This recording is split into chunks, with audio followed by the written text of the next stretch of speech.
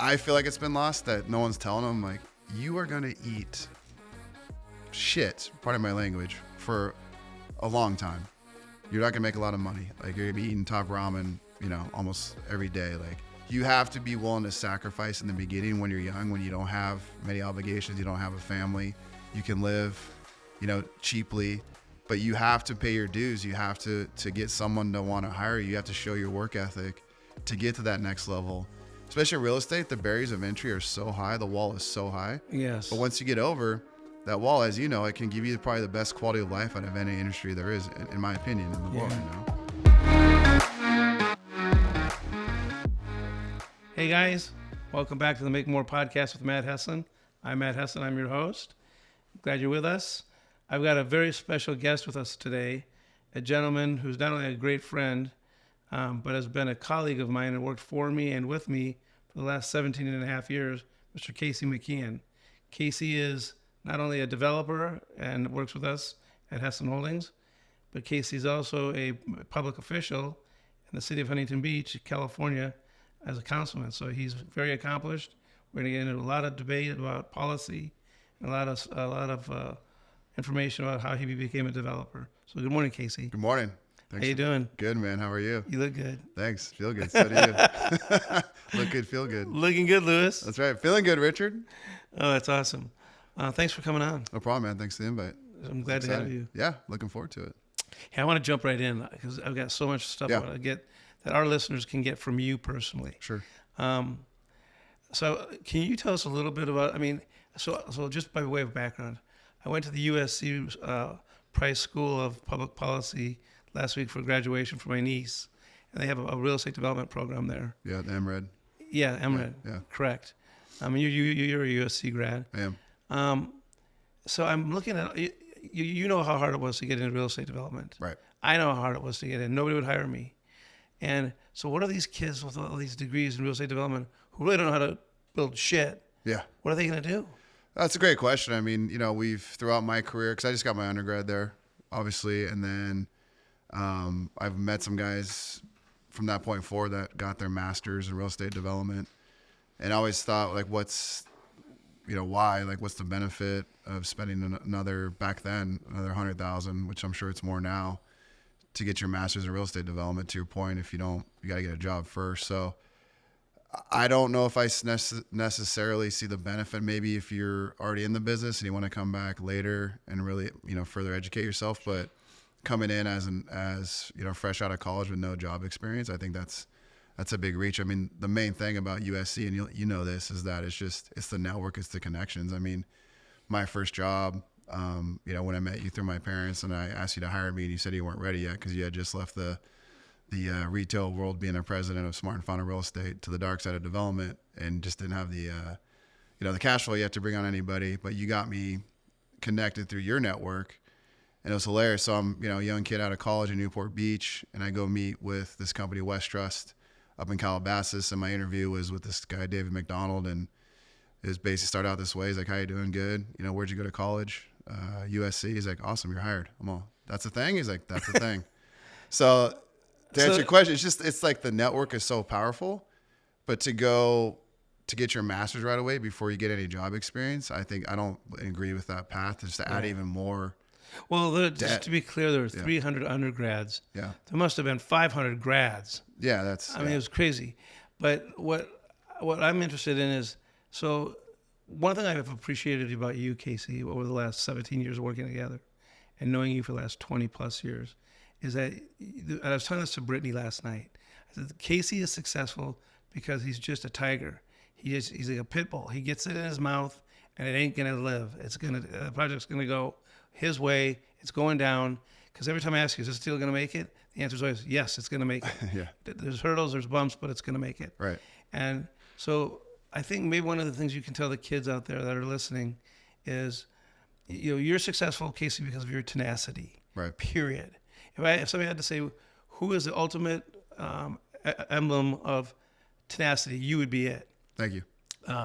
And so it sounds like for these kids, the degree is not going to be enough. Right. It's the relationships that they have through the USC connections, for sure, or their school connections, right? Yeah, I mean that's that's just life in general. And I've learned this, recently through, I know we'll talk about it, being an elected official, but it's not necessarily who you know, it's who knows you, right? Like you could know somebody, but if they don't know you, then what's the point? So that's just life, is like you have to start out through your network and find out, where, hopefully you know what you want to do in life, like where you want to be.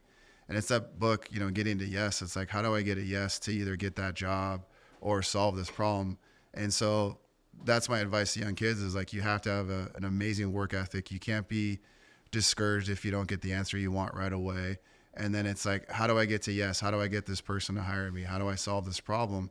And it's leveraging your network, but also your skill set to not give up and never quit. Because there always is yes, right? There always is a solution, especially in our business in real estate development. Like I tell the younger guys that work with us, I'm like, if you don't like solving problems, then you're in the wrong business, because every single day on one of our projects, there's going to be a problem. There's going to be a hurdle we have to overcome. Right. It's not linear. To your point, we're not flipping, burgers at a restaurant. It's not mechanized. Like these are physical pieces of real estate that all have different dimensions and topography and, environmental elements and government jurisdictions. So they all have different problems. And therefore you have to find different solutions. So you can't get discouraged when you get a no. It's recalibrate. How can I get to a yes, and be tenacious to try to find that solution? Yeah, you're so right on the mark. I mean, that's why you're successful, because you recognize that. You say this to me all the time. We're professional problem solvers. That's it. And so I'll come in, I'll go, are we going to get that deal done? You're like, yes, but there's going to be some hurdles. Yeah. And I am so fucking impatient. I hate hearing about hurdles. I like hearing about cash flow. Like, yes, Matt, the check will be on your desk Tuesday. What's always funny, because I have some buddies that are like in private equity, and they're going to roll out some new retail tenant, some boxing tenant, and they tell me like how they're going to scale it, this and that, and I just laugh, and and they're like, what's so funny? I'm like, to you guys, these are just numbers on a spreadsheet. Like, we should be able to grow this retailer by this. What you don't understand is that now you're getting the physical world of real estate, and every site has a challenge, whether it's you got use restrictions, you got some crazy landlord you got to deal with, the city's on your back, you need some special permits, CCNRs. Like, it's not just numbers on a spreadsheet. It's not just cash flow. It's not mechanized. It's not linear. Like, this is real estate, and I always say Forrest Gump, it's a box of chocolates. You never know what you're going to get. Every site's different. Every project's different. Every one has new challenges, and you have to find a solution to each one. And that's what's really frustrating about the business, but also very exciting, because it's never a dull moment, right? Like, you have to enjoy solving problems, otherwise you're in the wrong business. Again, I'll say it. The reason you've been so successful is because you are the epitome of tenacity. And I mean, I respect you. I mean, you run all the deals in our company. I mean, we've got 20 or 30 deals going on right now, probably. Right. Yeah. And you're running every one of those deals, every one on point, every single detail. Wouldn't you say, if you're not detail-oriented, this business is not for you? Oh, without a doubt. I mean, you've always taught me very well. It's how do you allocate your time appropriately, right? So that's a big thing, is because time management. Time management. I mean, these projects are so complex and so detail-oriented that it can get very overwhelming. I always tell the kids that work with us, like, how do you eat an elephant? One bite at a time. Don't get overwhelmed by how much work there is, but be good at just compartmentalizing it, time management, but then really refine your process. So we've gotten really good at Heslin Holdings of, creating a process to get detail oriented, where we have all our projects on one sheet, all of the same categories. So then we figured out what's the development timeline and process. And then at each deal, so where are we? Okay, we're in the beginning. Have we accomplished X, Y, and Z? Yes. Okay, on to the next step. Because if you don't, because they are so complex and they're all so different, they can go sideways. Especially in real estate, there's contractual obligations you have to meet, timelines. Certain money has to be put up at a certain time. You have your investigation period, your due diligence. You have to put up money for extensions. If you miss one of those things, this project you've worked on for months, the amount of money and man hours you've put in can go sideways because you missed a certain date. Well, and it seems to me that these kids coming out of college, they have never been through any of this. I mean, no way. So, they always complain, I can't find a job. And it's because you bring no value to the developer. Right. You bring textbook information that's maybe useful, but certainly not conclusive. Right. And, I always look back when we started 17 and a half years ago together. Yeah. 17 and a half years, man. It's gone by so fast. It's so fast. You've now got a baby, Liam. I got a baby, another one on the way. It's, all grown up. How old's Liam now? He's a year and 9 months. And he's a movie star. I mean, he's a child model, He's a child model. Yeah. No, he's done a little bit of work, but that's so cool. that's a terrible business. I don't know where he got the look. It didn't get it from me. I mean, you got my big head, but he got her looks. Thank God. Thank God. That's awesome. Yeah, no, it's great. But I mean, going back to the kids graduating these days, I mean, I feel like it's been lost that no one's telling them, like, you are going to eat shit, pardon my language, for a long time in the beginning. Like, you have to be willing to. I remember when we graduated from college, like, especially if you want to get into real estate or other businesses, like, you're not going to make a lot of money. Like, you're going to be eating top ramen, almost every day, like macaroni and cheese. Like, you have to be willing to sacrifice in the beginning when you're young, when you don't have many obligations, you don't have a family, you can live, cheaply, but you have to pay your dues. You have to get someone to want to hire you. You have to show your work ethic to get to that next level, to get some experience, to build your resume, to prove your worth, because it's a value proposition. Like, what's the value proposition? What do you bring to that company, right? Yeah, you're a kid out of college. You seem like you're smart, but show me, right? Because it is like a lot of CEOs and big guys, like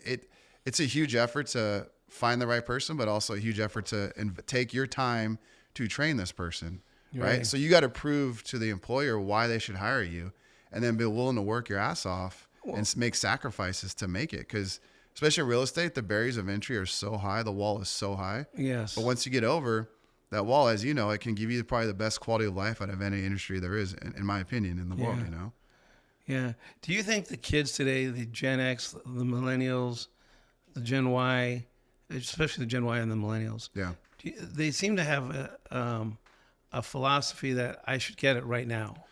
Do you see that? Of course. And I think a lot of it's obviously parenting. I'm sure the schooling, some indoctrination they're receiving, but also it's the technology age we live in, where it's instant gratification at your fingertips now, right? Like we didn't have that coming up. I mean, not to date myself, but when I was in college, I think I had my first cell phone when I was like a senior, right? And it wasn't like a smartphone necessarily. So we didn't have like the access to information that you have now, the instant gratification. I think that's spoiled them in a sense where it's like, well, I can get everything I want in the rest of my life now. Why can't I do that? And it's just, it takes parenting. And I think at the end of the day, that's it, just parenting, teaching your kids that, no, you're going to have to work for it. Because again, why would an employer want to hire you? Right? Like, prove why they would, because it's a big investment for that company to hire you, to train you. And there's no payback. There's no payback. I mean, you've always said, like, when we bring in new people onto the Heslin Holdings company, it's like, take the time to train them, because then you'll get that your workload or your productivity will explode exponentially. And I was always hesitant with that, but you've seen it. Like, when I first came to you, when I was kind of to my breaking point, I'm like, we need help. And then you did that. You brought in 2 more people. And since then, our productivity has exploded. I mean, exponentially. We're rocking. Because but you have to take the time to train those individuals and have them prove to you that they're willing to put in the work ethic. And the people we have in the company are, and that's a hard thing to find. But if you're a young kid, like, don't come in saying, I want. It's like, what can I do for you, employer? Well, company? that's right. It's like, you have to show that you're willing to work. You'll notice that all the kids we hire, and we've hired a lot of them over the years, they come in, I'm going to kick ass for you and make you so much money. And I always go, shut the fuck up, sit down at the desk. Right. I'll see you in 5 years. Yeah, exactly. And it's kind of the run rate, right? Yeah, you have to. I mean, and you were good about teaching me this, but like, in any industry you want to go into, I mean, you got to plan at least 10 years, man. 10 years of just grinding hard, not making a lot of money. You could get lucky. I thought we were going to get lucky in my first year working with you. I had like 3 projects. I was like, oh, this is easy. And then, and then 2008, the Great Recession hits. I remember going in your office and looking at the stock market. It's all red. You're like, this isn't good. And I'm like, what's going to happen? You're like, we're going to find out, but we slugged it out. We pulled out. Yeah, we made, we pulled out one. I pulled out a project like a year later, that Walgreens in Downey, that I think saved us for a while. But, that was an anomaly where I thought I was going to break the trend of 10 years, but you don't. You got to figure 10 years of grinding, sacrificing, paying your dues. And from there, then you can usually punch your own ticket, Yeah. So this is called the Make More podcast, right? And so it's about making more money, making more friends, making more of your life, making more experiences, whatever. It seems to me that I've watched you grow over the years. You're now a city councilman, Yep. Doing a great job in Huntington Beach. Thank you. You know, I think one of the things you can teach the listeners is, what you're doing there is magnanimous. I mean, you guys have challenged the state of California virtually on every piece of shit legislation they send down. Yep. You guys are fighting the battle going back up. You have to. What have you learned during your time as a city councilman that's helped you in your business? It's a great question. I mean, it's changed my life in so many ways. I mean, it started out just, I'm a third generation Huntington Beach resident. My mom's father, my grandfather moved here after serving in the Korean War from Ohio. So HB's in my blood. And like you, I was getting sick of just yelling at the TV, seeing at the national things, issues in politics. And then I realized through people in the community, like, if you're going to have an impact, it's locally in your own community, right? Like, you can't change the national stuff, but you can change where you live, whether it's the school board, city council. It's a great, because you actually see the results of your hard work and your impact you're having. So that really put things in a lot of perspective in terms of, being back in church. I got back into church through the city council process. It was all local. Now schooling with my kids, that's all local, and it's all about like local control. And that's back to my analogy about, eating an elephant one bite at a time. It's like, focus on what you can control, whether it's in business or in this case, politics. And for us, it's local. So it's all about local control. What's best for Huntington Beach? It's not a one size fits all solution from Sacramento. That's what they feel. Every city's different. We'll have different population sizes, environmental elements, topography, geography, et cetera. So everything is, if you can compartmentalize it and not get overwhelmed and focus just in business locally, in politics locally, that's how you're going to be successful, because you can actually effectuate change. So in politics now, being on there, that's why I did it. And it's been really rewarding. I've met so many people. It's taught me the benefit of networking as much as you can, especially in business. Like, know as many people as you can, get to know them personally, it's not superficial. I don't just need them to help me. Like, I do care about them. Be a good person, be genuine.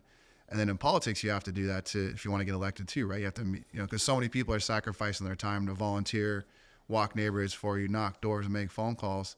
So really just build your network and be genuine and be a good person.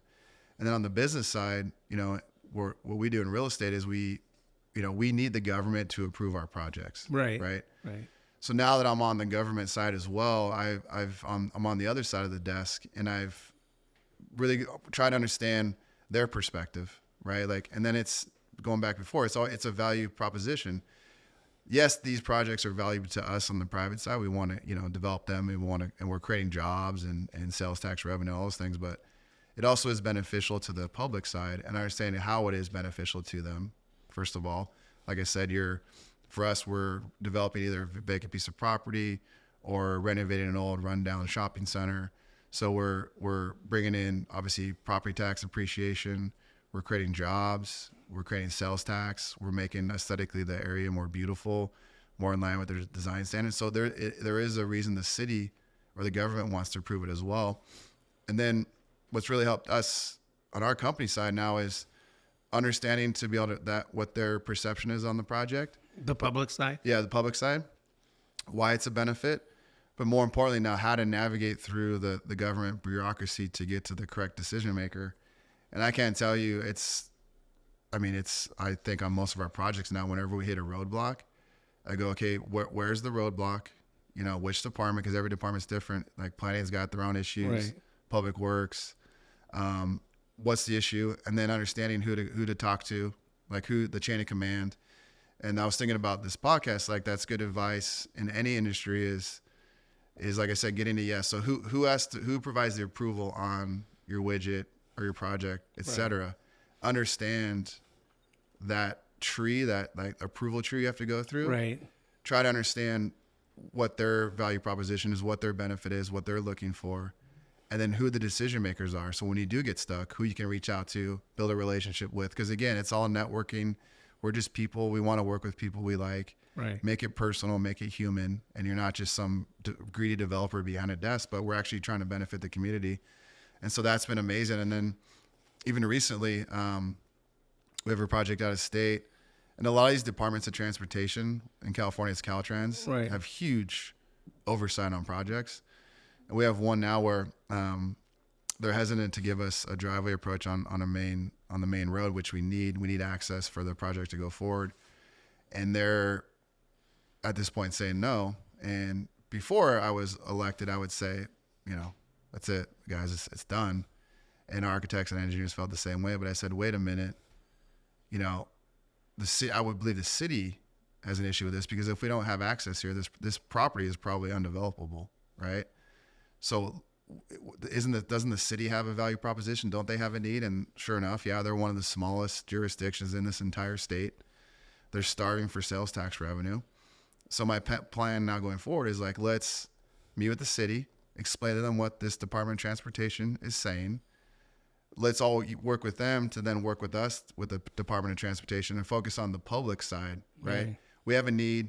We're starving for sales tax dollars. We need this project. Can you guys just work with us? So not necessarily a private solution, but now a public solution, but knowing how to get those two public entities to work together. So that's been an amazing experience I've learned just in my 18 months of being elected. So what you're telling me is that it's giving you an ability to get creative, because you know the inner workings of the networking system of the cities. Absolutely.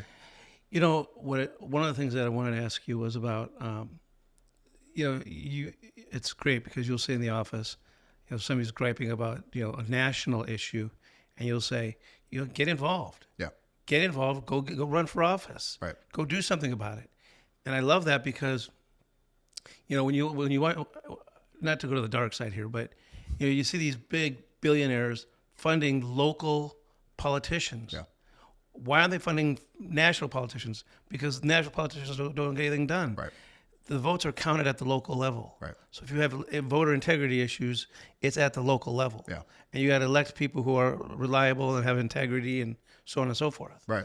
And so it seems to me that a lot of what's going on today can be solved if people get involved at the local level. Yeah, you have to. Musk was on Joe Rogan's podcast, and they're talking about Soros. To your point, he's like, Soros realized that his return on investment is greater if he focuses on local races, attorneys, DAs, all those things, right? So because that's where you're going to have the most impact. But I always tell people, like, if just get involved locally, whatever it is, like, school board, PTA, city council. It doesn't mean we'll have to be a candidate, but just get involved. And people like me that are candidates, we need help. Fundraising, we need help knocking doors. Like, no task is too small, and if we all pull on the same side of the rope, right? Yeah. We're gonna save our country. We're gonna make it, the way our founders intended, and freedom and liberty and pursuit of happiness. But complaining is not gonna do anything. It's just use your human agency, get involved. Get engaged. It's action. Like, do something, and it's gonna make the world a better place. And for me too, it's like we all want to make money, right? And you've shown me this too. But it's like for what. That's not what God put us on this earth for, just to make money. Like, no. What's your ministry? What are you going to do with it, right? Like, how are you going to make the world a better place? Right. And for me, like, that is in I don't call myself a politician. I'm an elected representative, but it is in politics. But that's how that's how I'm making my world a better place. And it's helped me become more successful on the private side, but it's also gives me purpose of why I'm doing this, because I do want to make my community better. Let me jump to a different topic for a second. Thank you for that. That was great. Shit. I mean, the people listening to that segment can learn an awful lot. There's a lot to unpack there. Yeah. And unfortunately, we don't have the time to unpack all of it. Sure. But I mean, obviously, your experience has lent itself to great success. One of the things I wanted to ask you is, I mean, you started with me 17 and a half years ago. Yep. What have you seen that's changed over the years in the business? I mean, has it gotten harder to get deals done? Has it gotten more challenging? Yeah, I mean, that's a good question. It's like a real estate development. It's funny because, like, your old partner, Brad, and I was like, when I first started, kids won't know this, but we had like the Thomas Guide, right? Yeah. Yeah. So that was so funny. So we didn't have like Google Maps. You had those books that you opened up and you had to turn the page. So you had a book, turn the page to find, while you're driving. While you're driving, I did get my first, knock on wood, only car accident because of that. Because I'm looking down at my Thomas Guide. not looking up at the light. Like the light turned red. I thought it turned green. I ended up, a little bumper from behind. Not a big deal. But I was like, all right, take your head out of the Thomas guide and look on the road. But then we had the AAA maps. Remember that? Oh, yeah. So you go to AAA, use your card, you get every map of every city you wanted to drive, and I would just drive the streets, and then I would have a legend. So I'd write, a red triangle was a Ralph's, a blue dot was an Albertsons. God, I forgot about we were labeling all the plans ourselves. Oh, yeah. Where now you just have Google Maps, and a lot of people don't even get in the car. So that's changed where. So technology's brought us a long way. It has, but I think it's made deals harder because, I remember talking with Brad. He's like, oh, man, before the internet, like, if you worked hard, you got in the car, you drove, you're the ones that got, you got the deals. He's like, I did a deal in Colorado. I never even saw it once, owned it, did a Hollywood video. So now there's so much access to information. There's way more competition, right? Like little old ladies are calling, they're like, think their property's worth a 4 cap. I'm like, how do you even know what a 4 cap is? Oh, well, a broker from Marcus and Millichap called me yesterday. So like everyone has your phone number. Everyone can get a hold of you. There's way more competition. It's way harder to get like deals done. And so now it's like you got to be creative at how to find the deals. I mean, and we get spoiled because like Tim's in our office and he's on, CoStar or Google Maps and he's looking down from 3,000 feet and this is a good property. But then you go down on Street View, or go drive it. The property's way different, right? Because you're seeing the topography. Yeah. That's not a good site. There's slope, et cetera. So it has helped with efficiencies, but it's made it way more competitive and way more harder to find those deals. So then it's like, what's the angle that you're using to be competitive, right? For us, it's having that tenant that we want to develop for, having that relationship, getting that information from them, ideally where they want to be, and then going back to my point earlier, having that network, be able to pick up the phone. Hey, I got a property. What do you guys think? We like it. We don't like it. Awesome. We've done business together. I know how to navigate through their corporate structure tree. And so it's what's your competitive advantage? Because technology, yes, it has made the world more efficient, but it's removed a lot of everyone's competitive advantages, especially in real estate development. Interesting. And so then, I hadn't thought of that. But that's really true. And then for us, obviously with working with you, then we had the crash in 2008. That was very challenging and then got through that. And then now here comes online shopping. Well, right? COVID. So, brick and mortar is like struggling because online shopping, Amazon's going to take over the world. I never believed it. I was being born to be true. Retail's coming back strong. All the fitness guys are coming out, all the entertainment businesses, and then boom, COVID. So chop off your other leg. Right. It's like, we had some gnarly meetings, you and I, with some of our fitness tenants. I'll never forget that. And, in the conference room, oh my God, the height of COVID, like, are these guys going to make it? Are we going to, they can pay rent on one and we'll use that rent to pay the other two they're not, they can't pay rent on. So all those challenges, now we got through that. So I'm like, knock on wood, but retail is so dynamic. It's the most interesting aspect of commercial real estate. The one thing I say is we're not in the real estate business. We're in the relationship business. That's it. And real estate is just our product. And you've mastered that because, you look at COVID as an example with that fitness tenant we were talking about. Yeah. We had to carry those properties for them Yep. at our expense, which we were not obligated to do. No. And now guess what? They come back, times are good. You guys are our developer. Well, it's relationships. It's all relationships. That could be said for anybody, especially on this podcast. Like, real estate's our product, but we're in the relationship business, and you have to be in no matter what industry you're in, right? And again, just be a good person. Don't be like greedy. Don't be cheap, because that will, with us in real estate, like we always will overpay on commissions for brokers. Yeah. Because at the end of the day, like that's small compared to the entire deal proceeds you're going to receive. But they'll know that next time, and they'll want to bring you more business. And with the tenant you just mentioned, we did them such a huge solid. They were hanging on by a thread. Everyone was back then. The government saying you can't open for business. You're not essential fitness tenant, but all the big guys are, Walmart and Target, right? And by helping them with those 3 properties, actually 4 when you think about it, because the one they didn't move forward on, they were their first call, and now they've sent us 2 projects that we're currently working on that we might do and buy for them and be their tenant, because they'll never forget what we did for them, and that's how strong our relationship is. And life in general it's all relationships, whether it's personal or business or government. It really is. It really is all about relationships. We're just humans, man. Yeah, we're just humans. That's it. And we all have different skill sets. We all have different needs. But then at the end of the day, you put your pants on one leg at a time, like I do. And no, I don't. Well, you have someone do it for you. Yeah. Yeah. You have someone put them on for you now. But you have somebody put them on for you. Yeah, they hold you up and they just put you on while they feed you grapes. I hand them one of my gold coins. Yeah, one of your gold coins, and they fan you, and then they feed you grapes, and then there you go. But But no, it's true though.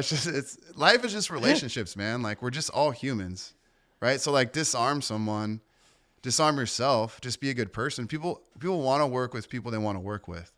There's like, it's funny now, there's some big, I won't name names, but there's some really big retailers in the world.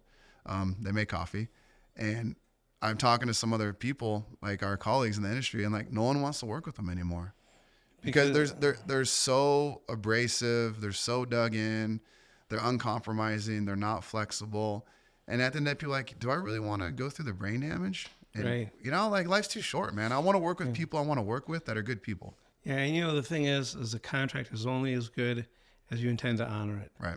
So when you get bad behavior out of the chute, forget the contract. Fuck it. Yeah. Because you know it's going to be a pain in the ass and a problem down the road. Well, that's the point, right? Because if something does go wrong like during COVID, are they going to work with you? No. Yeah. You know, follow the four corners of your lease. That's what it says. That's what it is. Like, you know, with our fitness tenant, we didn't have to do that. No. We didn't have to, you know, work with them, but we did because we're good people, right? And they're good people as well, and we enjoy working with them. And look, they got through, and now we're going to do more business with them, and we're their first call. And that's really to be successful in business is like, it's not always one-sided. It has to be both-sided, especially if you want to get stuff approved or projects approved. Government, one side, your side, the brokers, like everyone has their own position. Understand what that is and, you know, placate to it, and you're going to be successful. So let me ask you a question. Yeah. I mean, you don't need to work anymore. I mean, you like doing what you're doing. I do. I suspect that's why you're doing it. Where do you see this business going? I mean, where do you see the development world headed? I mean, you know, when COVID hit, it was about how all the big boxes, the Vons, the Albertsons, were going to be emptied, and yet they became useful for last mile distribution, Right. for Amazon and for Walmart and for whatever. You know, office seems to be in a big world of hurt right now. Big world of hurt. I was driving down the street from our office in Laguna Hills the other day, and I saw nothing but vacant, for sale and vacant 2-story office buildings all over the place. All over, yeah. So, I mean, it seems like, you know, Joe Brady was on this podcast. He's a phenomenal guy. You know that. Yeah. Smart as fuck. Yeah. And I mean, Joe Brady is one of the smartest guys you're ever going to run into. And he said, we're headed towards a slow moving train crash. In what office? In office. Oh, for sure. Is that what you're seeing? Yeah, I saw. I mean, I was watching the news the other day. I think it's like $1 trillion of office, like product essentially that's going to be turning over. Or, I mean, that's if there's going to be any kind of huge shockwave in commercial real estate, it's definitely in the office sector. Yeah. I mean, because again, COVID. I don't know. Like, I don't speak in absolutes. That'll never come back. But people got a taste of working from home. Yeah. And now it's hybrid. And you know, even my wife, like, she's upset because now they're making them come in 3 days a week, and I can't believe they're doing that. I'm like, you know what they're paying in rent on their, right? You know, and it's all built out. They got like a little pub in there. They've got this fancy restaurant. You know, it's like, get your ass in the office. Well, you know, there's something to be said for having a collegial environment where everybody's interacting. How do you do that from home? You can't, man. And like, especially if you're in sales, like you need that energy, you need that collaboration. For us, it's great. We've never work from home. We've always come in. It's because I can pop my head in, you know, the next office, Tim and Devin, or I buzz them on the intercom, and you have that competitive environment. You feed off each other, and it's way more efficient. You're way more productive, in my opinion. I know not everyone's that way, but I think office will come back eventually to where it was before. Probably not, but I think it probably gets back to 75%. I don't profess to be an expert in office. That's not what we do. But with real estate development, I mean, there's only so much land God created on earth, right? So every piece of real estate has value, but you have to be able to adapt with the changing times and then find out what that value is. That's why retail is so exciting. I was like, if you can do retail, you can do anything, right? Office is plug and play boring. So is industrial. Retail is so dynamic. It's always changing.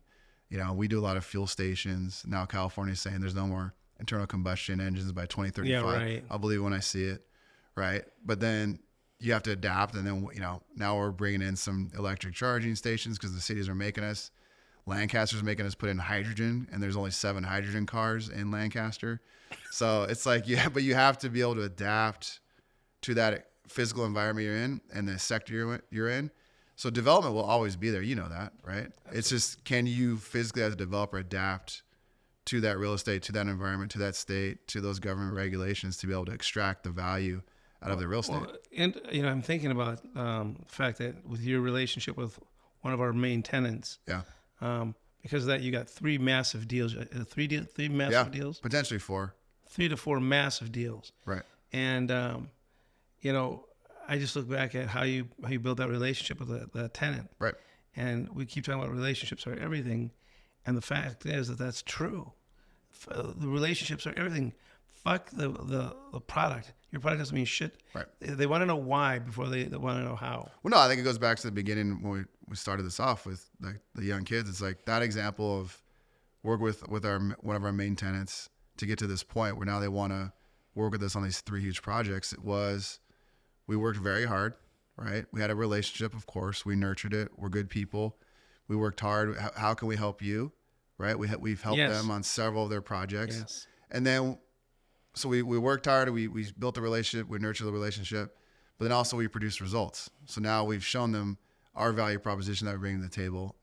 And they're so grateful because we've helped them out so much on their other projects. They're like, now you guys have proven your worth. We want to elevate you up now to the higher level. We got some really big projects we want to work on because we enjoy working with you. You're good people, and you work hard, and you've proven success. So let's go to the next step. And that's just life in general. That's business in general. Yeah. That's a long journey to get to that point, but enjoy the process along the way. And that's another piece of advice that you gave me is like, look, we all want to be wealthy and rich, right? But you get to that point, and you ask most individuals that have later in their life, they go, what was the best part? Is it being rich? Yeah, it's great. But the best part was a journey to become that point. So enjoy the process, right? Like enjoy the challenges, enjoy solving problems, and the rewards will come. Where now for me, I'm not like checking when my next check's going to come. I know you are like, but you know what I love is I love the fact that you don't have to work anymore. My goal for you was to make sure you made enough money where you don't ever have to work again. Right. And you're there. You want more because you want to help more people. Right. Well, no, and you taught me that. That's why I love you is that you're so generous, like with your time and your knowledge and patience to make, of course, yourself successful, but everyone else that with you successful as well. And I just want to carry that on is like, I love what I do, so I want to keep doing it because what else are you going to do all day? Like watch TV and play golf and drink? Like, no thanks. But I also want to make the people that work with us wealthy and successful as well. And then they carry that on and, to the next people and they make the world a better place. But you taught me that of like, focus on making everyone successful and you will be even more successful yourself. It's absolutely true. Share the wealth. You have to. You share the wealth, great things happen. And you have to surround yourself with good people. And it's really hard to find good people. Yeah. But you know how it is. Like every smart man surrounds himself with smarter people because you're not going to be the best at every skill set or discipline in your industry. Right. It's to be honest, I'm transparent. Right. I'm horrible. I've got wild ADHD. It's fine. So, you're sitting there running the meeting and I'm sitting there drifting off going, when's payday? I know.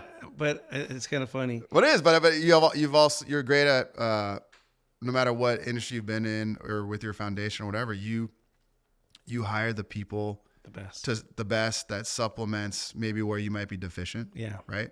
And then, of course, that's how it should be. And then you become so much more successful and you're more just kind of managing and overseeing. And then what's the next project? And that's what makes life fun, So I have a question as your partner, and this is a selfish question. And you're probably the foremost leading thinker in our organization. John, love him to death, but he's 60-something years old. Sure. I'm turning 60 in the next couple of years. No, you're not. Not really. You don't look 60 though. Thanks. I feel great. You look great. I'm killing Parkinson's. You are. But I wanted to ask you about AI just because. Sure.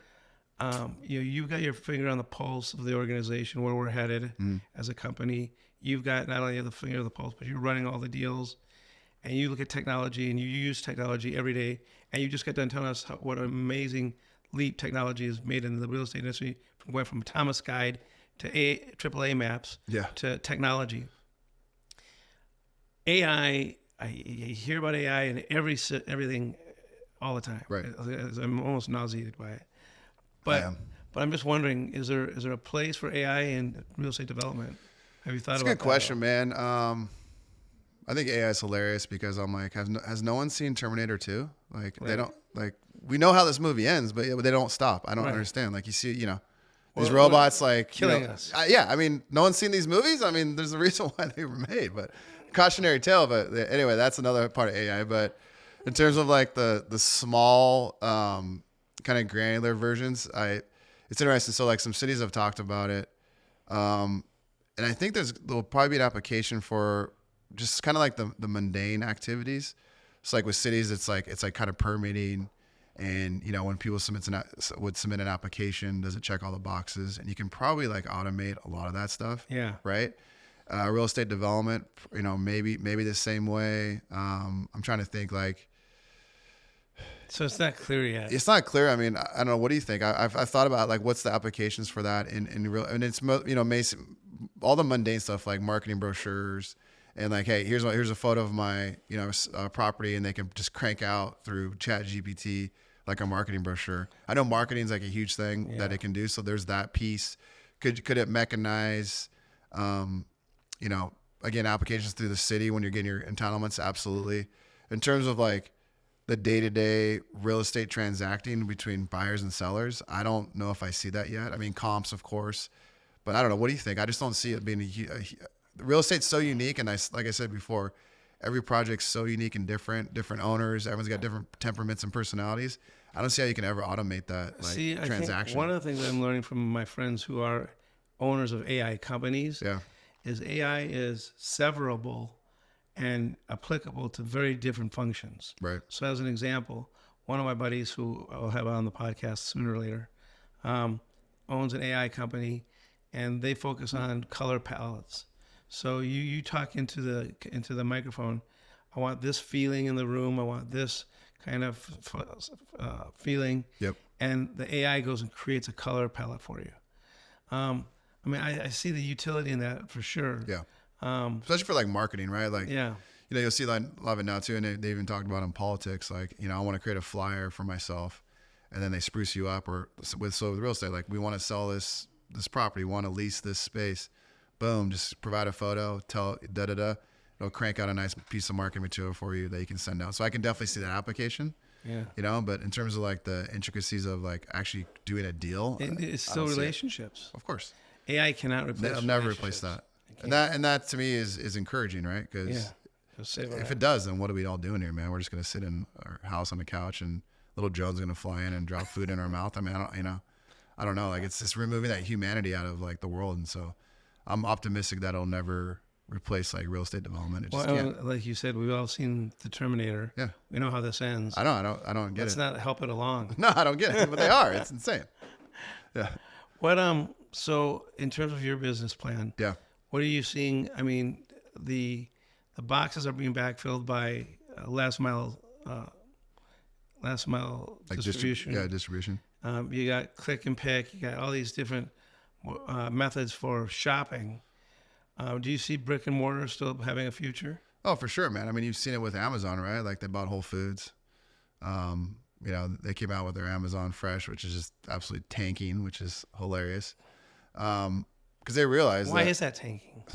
Because they're online. They're not grocery human operators. They're not human, right? Like, I mean, we have one in Huntington Beach, and I mean, I just hear horror stories. Like, you walk in there, the only people that are in there are Instacart shoppers or Amazon employees themselves, like grabbing things. But there's like no regular customers going in there and like, I want to go shop at Amazon Fresh. Like, it's just they've removed the human element from it. It's way too automated and mechanized. No one knows how it works. It's just. I was talking to my wife Coral about it. There's one in Mission Viejo you're probably familiar with. Yeah. And I said, have you ever shopped there? She goes, no, and I never will. Yeah. I go, why? She goes, let me take that back. She said, I went into the store once. She said, it was so cold and sterile. Very sterile. Yeah, that's the word. Yeah. Very sterile. And she goes, I'll never shop there. Right. And so you say they're tanking. No wonder why. Yeah. Because they don't have any relations. There's no human relationships there. Exactly. Yeah. And I know it's like the theme of what we're talking about, but I never see a future. I don't want to speak in absolutes where everything's online. I just don't see it. People like to get out. They like to interact with people. They like to touch the product. You're seeing a lot of the online guys having a physical footprint, Warby Parker, those guys, whether it's even a pop-up, and so, because people want to go in there, they want to see, they want to interact, they want to try stuff on, they want to feel the produce, they want to see if it's spoiled, they want that experience buying a car, they want to, it's human nature to want to be around other humans and build those relationships. So I just don't see brick and mortar ever going away. It just can't, physically. I mean, there's always a purpose to that real estate. And I just think now retail, having survived the crash, having survived online shopping, having survived COVID is just, I think the future very resilient. It's very resilient. And the future is very bright. And you're seeing some amazing concepts come out. You're seeing amazing adaptations to COVID. You're seeing some like drive-through only concepts, like Chick-fil-A in Huntington Beach just opened one, which is incredible. And so now they've even talked about like double vertically stacked like drive-throughs that John was showing me. Really? Yeah. So just, So you have a single story drive-through, yeah, second story drive-through. yeah. It's just like how many cars can we fit through there? Now, will it happen or not? Who knows? But they adapt so much to the retail is so like adaptive that they're finding all these different ways to sell their product and be successful. It's fascinating. And again, all these like amazing different concepts coming out, like the trampoline parks when they first came out. I was like, trampoline park, like, okay, great. But they're killing it. Like kids go there, they love it. Birthday parties, people exercise through those things. So retail is great at finding that need. Again, what's that value proposition? And it's very good at adapting because it has to in order to survive. And so I can never see a future where there's not, brick and mortar retail. I just can't. I don't think it's going to happen. I think you're absolutely right. People want that shopping experience. Yeah. And good real estate is good real estate, right? Yeah. Especially, in densely populated areas, like, yeah, maybe it's not best meant for a movie theater, but it's better for a TJ Maxx or a grocery store or a fitness. I mean, good real estate is good real estate. And there's always a purpose for it and need for it. You just got to figure out what that is. And that's how you become successful. So let's go back real quick to the kids who are graduating. Yeah. What one piece of advice would you give them? Forget whether it's real estate or not. Sure. They got to get a job. They got to get their first, opportunity. Yeah. What would you tell them? How do they do it? I mean, because the unemployment is extremely low. Right. The opportunities are extremely low. Right. So who gets the jobs and how? My dad always had a great quote is that, as a man has to know his limitations. So first, be able to step outside of your own shoes, analyze yourself, understand what your strengths and more importantly, what your weaknesses are. Know that, right? And then be able to address it. And then really sit down and figure out what do I want to do? Who do I want to hire me? And then again, find out like what's your value proposition? What are you bringing to the table? Why should this person hire you? Don't just expect to be hired, but earn it. So understand why would they want to hire you, and then present yourself in the best light. Understand your weaknesses if it comes up. Yes, I understand that's where I'm deficient, but I'm hopeful in this job and this experience I'll be able to better that part of my my skill set, and really just focus on what value you're going to bring to the table.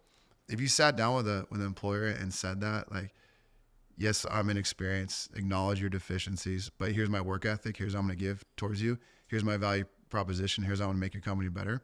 If I was an employer and a young kid came in and said that to me, I'd be like, I love this kid. Let's hire him, right? Give this kid a job. He's humble. He understands where he's deficient. He's willing to work his ass off to be better. And this is the kind of value he's going to bring to the company. I'll take a shot on that kid all day. All day. That's how you get hired, right? Yeah. Like, convince that person why they should hire you. Like, why should I hire you? What are you going to bring to the table? And be able to explain it and be able to point out your deficiencies if you have to. And an employer, I think, would be all over that. I know I would. I mean, that's how Devin came up to us. And I was like, I'll never forget when I first met Devin. We were at some, networking event, some Kentucky Derby party. Came up, knew who I was, made a beeline for me, introduced himself, looked me in the eye, shook my hand, knew about, stuff we'd been working on, was complimentary. Wow. And was like, I'd love to get together for coffee. I was like, let's do it. I like this kid. Like, he was direct. He looked me in the eye. He shook my hand. He's been a big part of our team. Oh, big time. It's been invaluable what he brings to the table. But I was always impressed with that. His first impression, because you only get one of them. He was direct. He was confident. And that's another thing. Be confident, right? Yeah. And the one piece of advice I'd give the kids is do something that you're passionate about. You have to. Pursue your passion. Because if you love what you do, you'll never work a day in your life, as the saying goes. Right. But it's okay not to know what that is right away. Sure. Right. Like, I mean, just find something you're interested in that you think you would be. And more likely than not, you're going to have to bounce around a while till you actually find what you're passionate about. So don't get discouraged if that first job isn't it. But more what you're doing in the beginning is you're honing your work ethic, right? You're building your network, expanding your network, meet as many people as you can. There's always an opportunity to meet new people take advantage of it. But you're refining your work ethic. You're making yourself better. And through those experiences with other people, you might find something that you're passionate about. You can jump onto That's it. great advice. You know?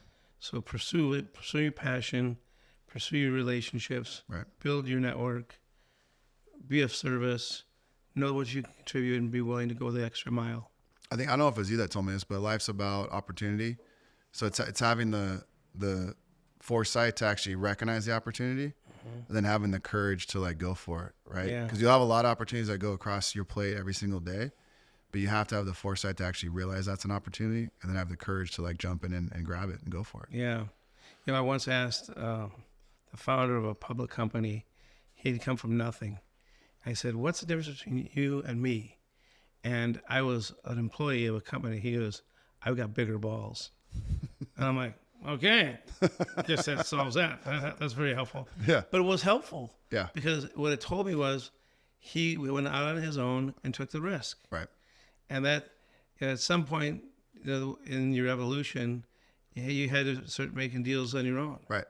And doing your own thing. And you can do that when you're younger, right? Yeah. You know, especially, before you have a family, and, the more dependence you have on you, the harder it is to make that risk. I know you did it when you left Smart and Final to be in development, and you had a family, and you grabbed your cojones and you went for it, and that's very commendable. But yeah, I mean, you gotta be willing to take that plunge, and hopefully it's an educated risk and not just a foolish risk. Yeah, I jumped off the cliff with no parachute.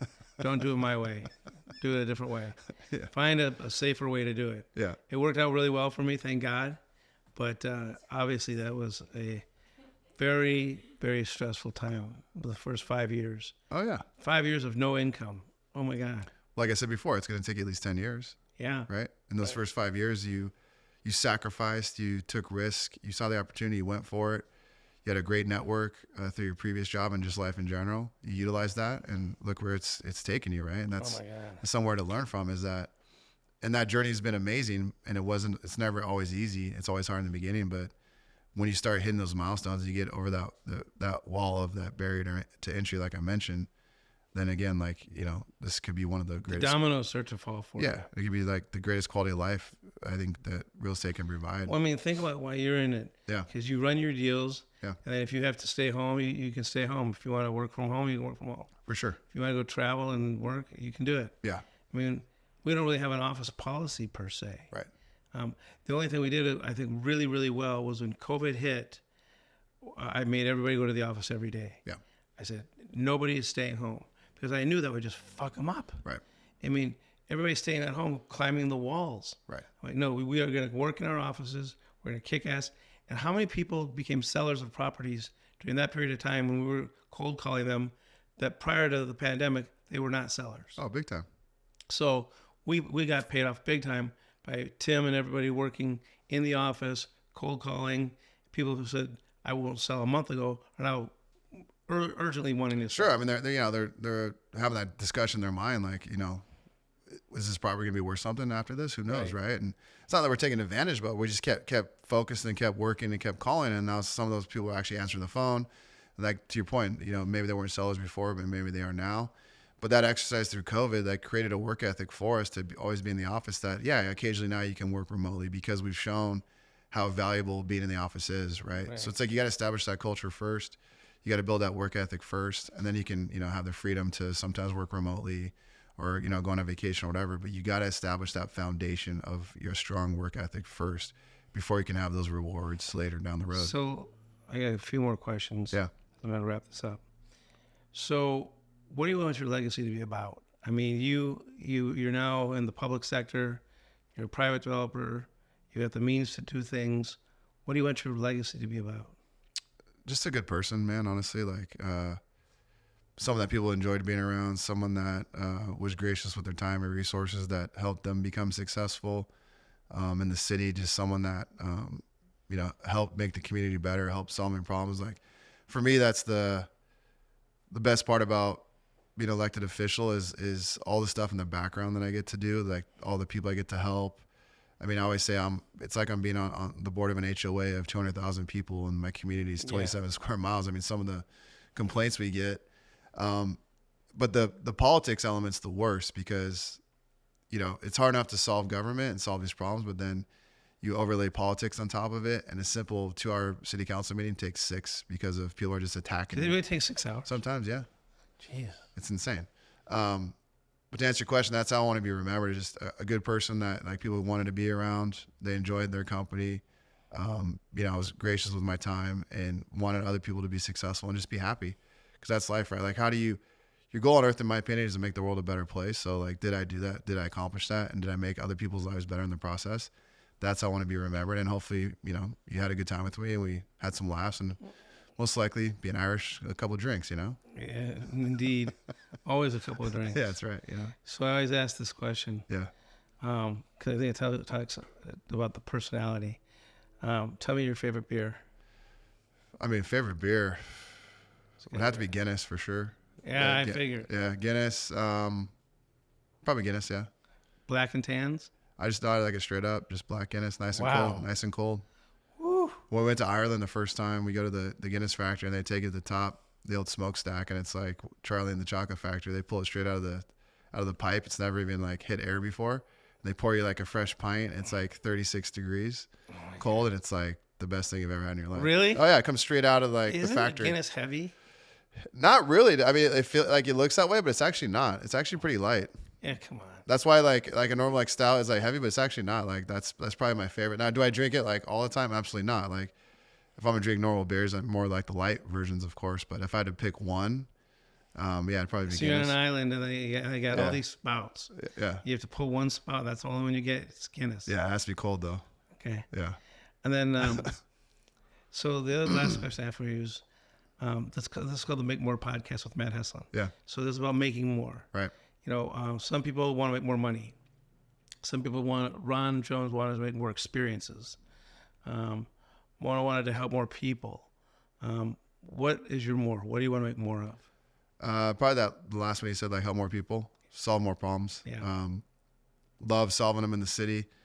I know myself, I'm going to want to help out. I'm already helping out our neighboring cities.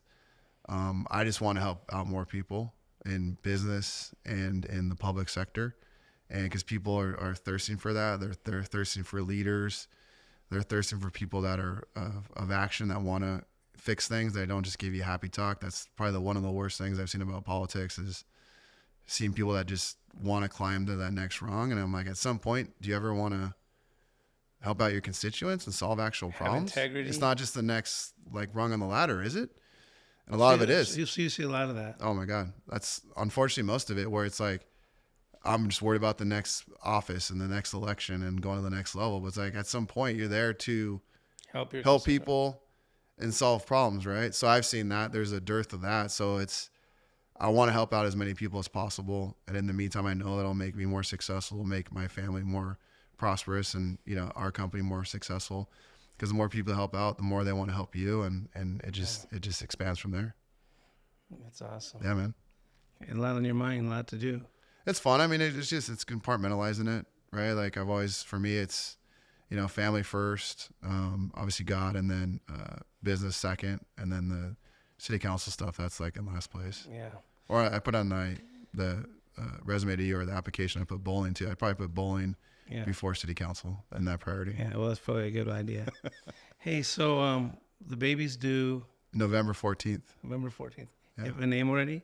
I like Steel, but my wife doesn't, so Strong. It's probably not going to happen, But it's always a negotiation with the names. I go really aggressive, and then I know she'll kind of settle down to where I want. So I'm going really aggressive with Steel, and I know she won't give it to me, so I'll have to find somewhere in the middle. But That's awesome. naming a baby, it's really hard, man. That's it's a big deal. And your brother's having a baby? Yeah, so Tim's having a baby in about a month, about 6 weeks, and then my good friend Eric is having a baby in about a month, and so we're all in the bowling team together, and it's all their first kid. So I'm just teasing them and laughing at them. I'm like, you guys have no idea what you're about to get yourself into. I'm just gonna laugh. And it is funny because they have no clue. No clue. But I'm the same way. Like, I can't imagine what having two is gonna be like. I mean, I'm like you. I want 3. So It's more than double. Oh yeah. 1 and 1 is not 2. There's a funny comedian, Joey was playing it last night. He's like, we don't like hanging out with people with just 2 kids anymore. She's like, it's 1 kid, they're too stressed out. 2, it's like busy, they don't know what to do. But people with 3 kids, he's like, they're checked out, man. They're just like zen. They're like, where's my CBD infused Pinot Grigio? They're like, Exactly. they're just kids. There's a Big Ben alarm clock falls in the other room. They're like, they're kids. It's all right. Like there's too many. They're checked out. You know why? Because by the time you get to the third kid, you're exhausted. Oh yeah, you can't keep up. So what's the point? And you finally realize that you can fix the drywall. You can fix the clock. Everything's fixable. Right. When you first have your first couple kids, you're broke. Yeah. And you're going, oh shit, don't break that. I can't afford to replace it. Yeah. But you know how fun it is, though, man. Kids are the best. Oh, they're the best. You always tell people you can't describe it. It's really challenging, really hard, but it's like, what else are you gonna do, man? Like, just enjoy and have fun, and it's an amazing experience. So life's good, man. It's sorry with you giving the opportunity for work, and which I love you forever for. I mean, Matt was the officiant at my wedding. Yes, I was. Yep. One and done. One and done. I kicked major ass. You did. You retired on top. Dude, after your wedding, I had more requests to do weddings. Oh, I'm sure.